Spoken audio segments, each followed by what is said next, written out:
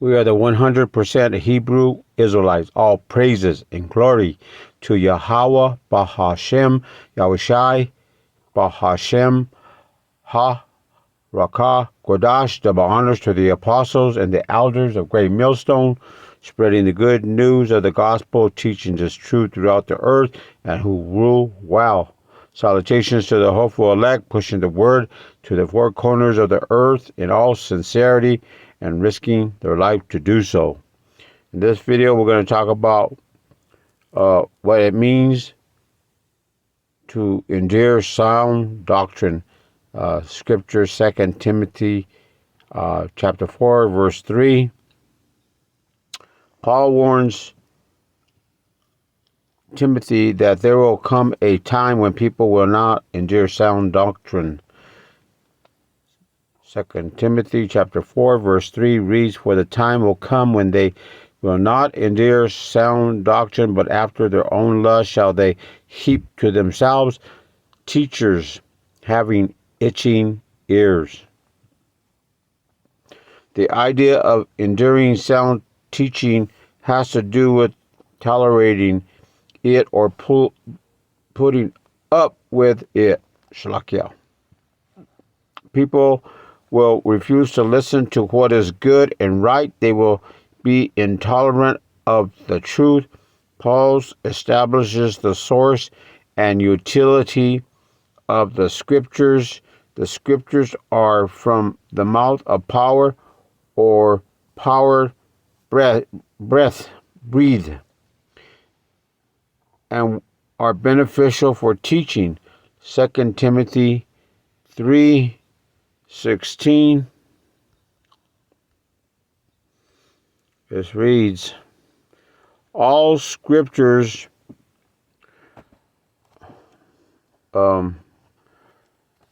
is given by inspiration of power and is profitable for doctrine, for reproof, for correction, for instruction in righteousness, that the man of power may be perfect, thoroughly furnished unto all good works. This maturing and equipping has the purpose of allowing the believer to complete every good work that power has ordained. Paul exhorts Timothy to proclaim the scriptures. Let's go to 2 Timothy 4:1. Reads, I charge thee therefore,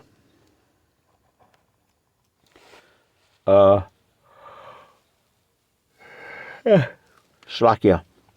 I charge thee therefore before power and the Lord Yahushai HaMashiach, who shall judge the quick and the dead at his appearing and his kingdom. Preach the word, be instant and season and out of season. Reprove, rebuke, exhort with all longsuffering and doctrine. Timothy is to study, practice, and then teach the scriptures. Let's go to Ezra.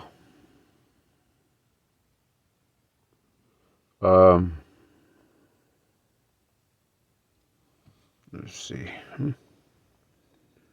Ezra.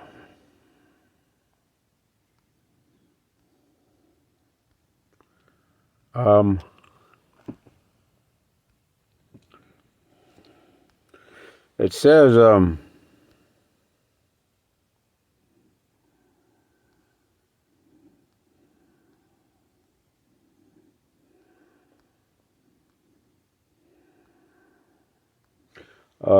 let's see here.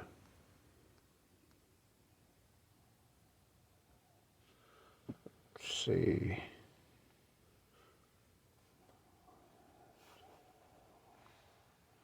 We're talking about putting up. Let me see if I can find it real quick. It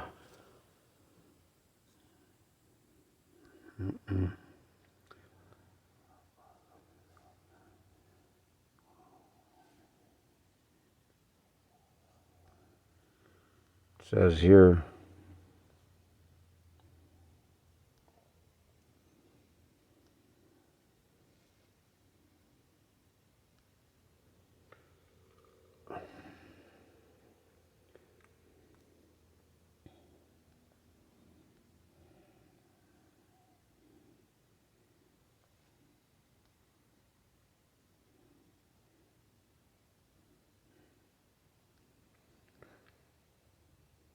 think it's second.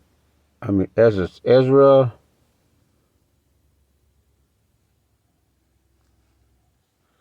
And it's talking about, well, let's continue on.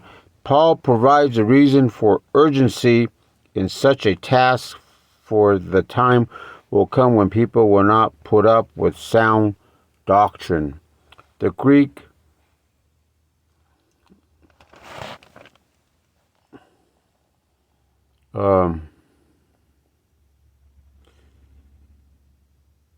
word for doctrine translated is simply referring to teaching and instruction.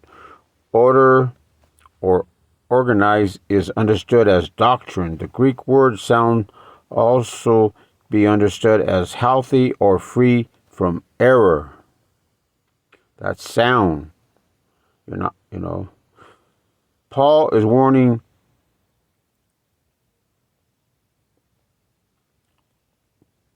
time that these will come a time when people will not desire to hear the true or correct teachings that accord with reality. Instead, let's go to 2 Timothy 4:3. Reads, "For the time will come when they will not endure sound doctrine," so they will believe in false doctrines, "but after their own lust shall they heap to themselves teachers having itching ears." And that's what you got a lot of. It's happening now with these other religious groups, false teachings, false doctrines, causing their people, their congregation, to go off the truth. Usually understanding sound doctrine.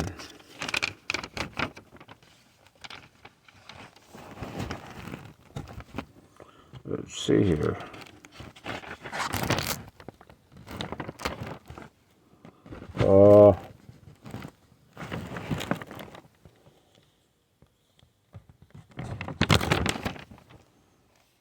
Okay, here we go. Requires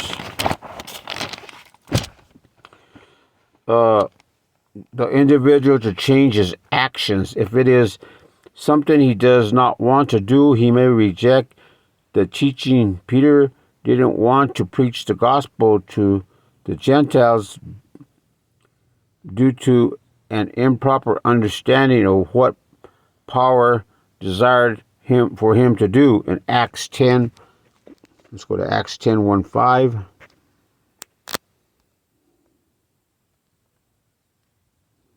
Reads,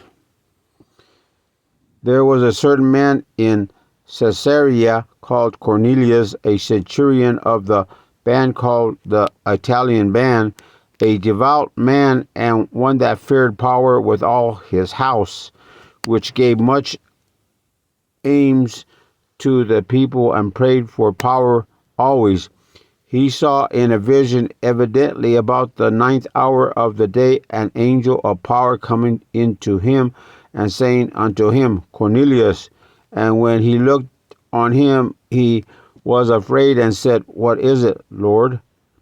And he said unto him, Thy prayer and thy alms are come up for a memorial before power. And now send men to Joppa and called for one Simon, whose surname is Peter." So, however, power patiently corrected his understanding and prepared Peter to proclaim the gospel to Cornelius. Peter responded to sound and moved forward without fear. It is important to hold the words of Paul in 2 Timothy 4:3, which reads, "For the time will come when they will not endure sound doctrine, but after their own lust shall they heap to themselves teachers having itching ears." As teachers, we must sound doctrines, holding to the truth of Scriptures. Regardless of the consequences, as a learner, we must seek sound doctrine and receive it. If we are to live according to the truth, the learner's desires must take a back seat to the truth of Scripture. Prayerfully, as the learners mature and is transformed by the renewing of the mind, his or her desires align more and more with sound doctrine of Scriptures. It is beneficial for the learner to desire sound doctrine, also important for the learner to test what is being taught. So, we test people whether they have the Holy Spirit by their fruits, by what they promote in relationship to the Lord's Word in sound doctrine, free from error. During Paul's second missionary journey, he traveled across Greece, proclaiming the gospel of Yahweh Shai HaMashiach to all. Many believed in the gospel. Let's go to Acts 17:4, and this reads, "And some of them believed and consorted with Paul and Silas, and of the devout Greeks a great multitude, and of the chief women not a few." Says Paul reached to the town of Bereans, where he presented the gospel to the Bereans, which notably received with eagerness and examined the Scriptures every day to see if what Paul said was true. Let's see, go to verse 11, I think. What is it? Let's see. It says, "These were more noble than those in Thessalonica, in that they received the word with all readiness of mind and searched the Scriptures daily, whether those things were so." So they were eagerly examining the Scriptures to see if that was the case. The Bereans are a perfect example of how the learner ought to desire sound doctrine and examine the Bible to test whether an unfamiliar doctrine is truly sound. So you see, brothers,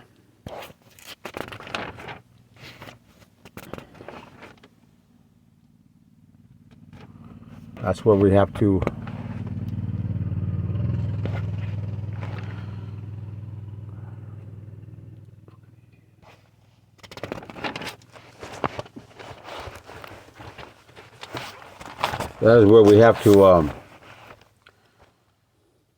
endure sound doctrine and test the Scriptures to see if they are in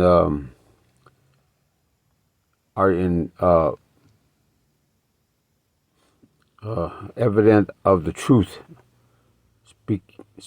spoke forward, and to receive that sound doctrine for edification and knowledge. So, brothers, let's give all praise and honor and glory to Yahweh, Bahashem, Yahushai, Bahashem, Ha, Rakah, Quadash.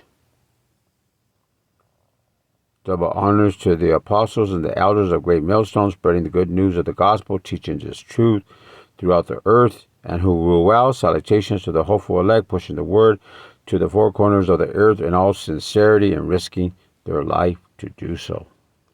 So, brothers, let's endure to that end. Test the word, renewing ourselves through these Scriptures in the volume of this book of the Holy Spirit. Until next time, brothers, let us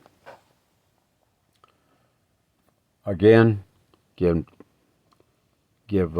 thanks and praise and honor and glory to Yahweh, Bahashem Yahushai, Bahashem Ha Rakah Kodash, double honors to the apostles and the elders of Great Millstone, spreading the good news of the gospel, teaching this truth throughout the earth, and who rule well. Salutations to the hopeful elect, pushing the word to the four corners of the earth in all sincerity and risking their life to do so. So, brothers, until next time, Shalom.